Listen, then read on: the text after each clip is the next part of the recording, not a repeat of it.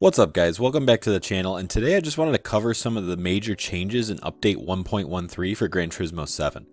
It doesn't seem like that big of an update on the surface, but there's some major differences in the physics that need to be talked about, so I'm going to talk about it here. I'm also going to cover other things like BoP changes, controller settings, and more. But before we get started, if you find videos like these helpful, please leave a like and subscribe to the channel if you haven't already. With that being said, let's dive in. So first, I'm going to cover some of the smaller things.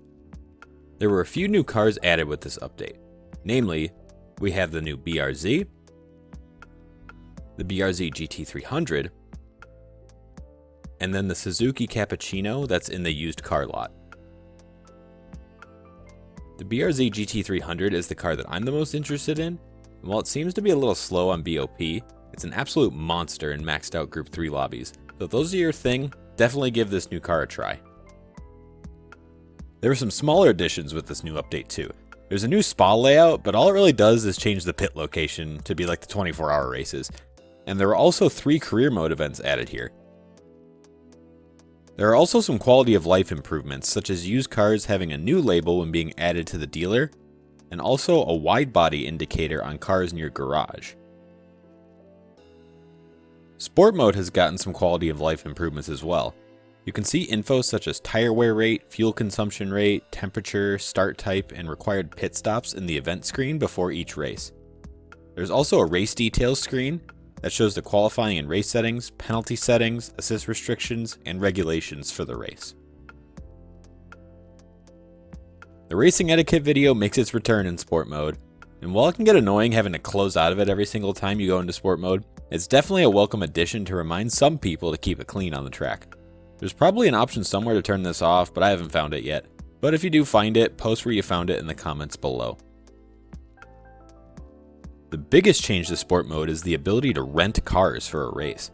This is an awesome option to have, especially since some of the competitive cars are very expensive, and not everyone got the chance to buy them before they left the Legend Cars dealer. I have no idea how tuning will work for these since they're rentals, but you can check the tuning settings on them during your session, so it looks pretty promising.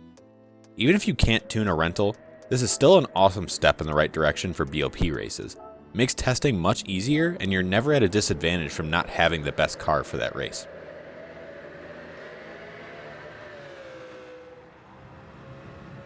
Speaking of BoP races, there were some significant adjustments across Group 2, 3, and 4.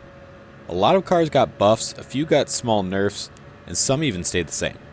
I'm not sure I agree with all the changes they made, but the BoP has changed nonetheless, so it's a good idea to familiarize yourself with the changes. A full list of changes for each class is posted in the description. Use that to make your decision on what to pick for the Manufacturer's Cup. It seems like Subaru is the manufacturer to beat this time, but pick what you like best. Now I'm going to talk about the biggest change in this whole update, and that's the physics. According to the patch notes, the devs have adjusted the geometry calculations algorithm for the suspension, which has resulted in improved traction for rear-wheel drive cars and lessened reactions to weight transfer. This is immediately noticeable if you go to any events you've struggled with before. Putting down power is much easier, and you don't have to tiptoe around the throttle as much. If you watched my lap guide in this car previously, which I'll link in the description, you'll see how much more I was struggling to put down power compared to now. Also, brake pressure control for all 4 brakes has been adjusted when entering a corner. As a result, braking distance is reduced slightly in general. Again, this is noticeable, and you can get pretty aggressive on the brakes now, especially considering the additional rear grip available. Some people are very happy with this change, and some people hate it because they think it's too easy and similar to GT Sport. Personally, I think it's a good step in the right direction, but they have overdone it a bit. Some cars are a bit too easy, and I've found a few that understeer on throttle to the point of frustration. You can also get away with some pretty aggressive driving over curbs, but overall, I prefer this handling model a little bit to the older one. I hope they keep making further tweaks here in the future. Besides these changes, driving on controller became even easier too because of some additional changes. The biggest one is that the controller sensitivity can now be set to 10 instead of 7, and the steering speed of the analog stick was changed as well. This makes a big difference in hairpins, and while it's not 100% there, it's much closer than it was. I think the handbrake is still a bit faster, but us controller drivers aren't forced to do it to keep up anymore, so that's a huge plus. If you want to see the difference handbraking made on the old handling model, I've linked a video to that in the description as well. The controller inputs are also mapped a bit differently now for throttle and brake, so even without the physics update, it's a bit easier to control the throttle and brake with the triggers. Before, it was pretty tough to get anything else than no input, half input, or full, but with these changes we have a bit more control over the throttle and brake, which is great. I think the game is in pretty good shape on the controller now, but any further improvements are always welcome here. For PS5 users, you can also adjust the intensity of the trigger vibration on the DualSense controller in the quick options now, which is pretty convenient. I personally turn off the haptic triggers entirely, as I find them more intrusive than anything. But if you want to test these settings back to back in a session, you now have the option to do so. One final thing I want to discuss is the supposed fix of the PP system.